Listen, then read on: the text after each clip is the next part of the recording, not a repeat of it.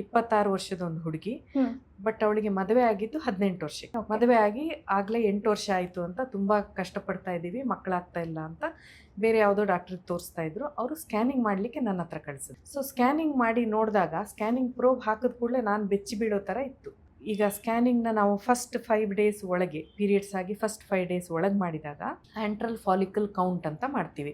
ಅಂದರೆ 2 ಮೊಟ್ಟೆ ಚೀಲ ಇರ್ತದೆ ಒಂದು ಲೇಡಿಗೆ, ಒಂದು ಹೆಂಗಸಿಗೆ. ಸೊ 2 ಮೊಟ್ಟೆ ಚೀಲದಲ್ಲೂ ರಫ್ ಆಗಿ ಎಷ್ಟೆಷ್ಟು ಮೊಟ್ಟೆಗಳು ಬರ್ಬೋದು ಅಂತ ಫಾಲಿಕಲ್ ಕೌಂಟ್ ಅಂತ ಮಾಡ್ತೀವಿ ನಾವು. ಸೊ ಅದು ಒಂದು 10, 15, 20 ಎಲ್ಲ ಬಂದರೆ ಚೆನ್ನಾಗಿದೆ. ಈ ಹುಡುಗಿಗೆ ಸ್ಕ್ಯಾನಿಂಗ್ ಮಾಡಿದಾಗ ಒಂದು ಕಡೆ 1, ಇನ್ನೊಂದು ರೈಟ್ ಸೈಡಲ್ಲಿ 2. ಸೊ ಟೋಟಲ್ ನಂಬರ್ ಬರೀ 3.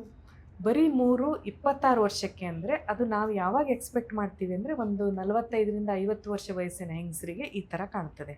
ಸೊ 40ರಿಂದ 50 ವರ್ಷದಲ್ಲಿ ಕಾಣುವಂಥ ಸನ್ನಿವೇಶ 26 ವರ್ಷಕ್ಕೆ ಕಾಣಿಸ್ಕೊಂಡಿದೆ ಅಂದರೆ ಏನು ಕಾರಣ?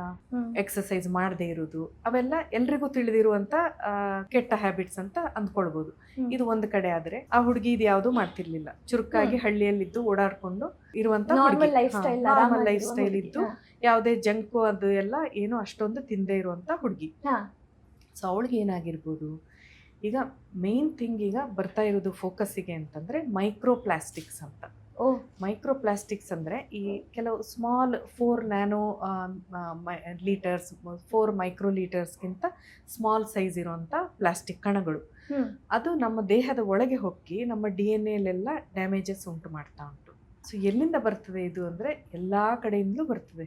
ಫುಲ್ ವಿಡಿಯೋನ ನೋಡಿ ಆನ್ 4C ಯೂಟ್ಯೂಬ್ ಚಾನಲ್.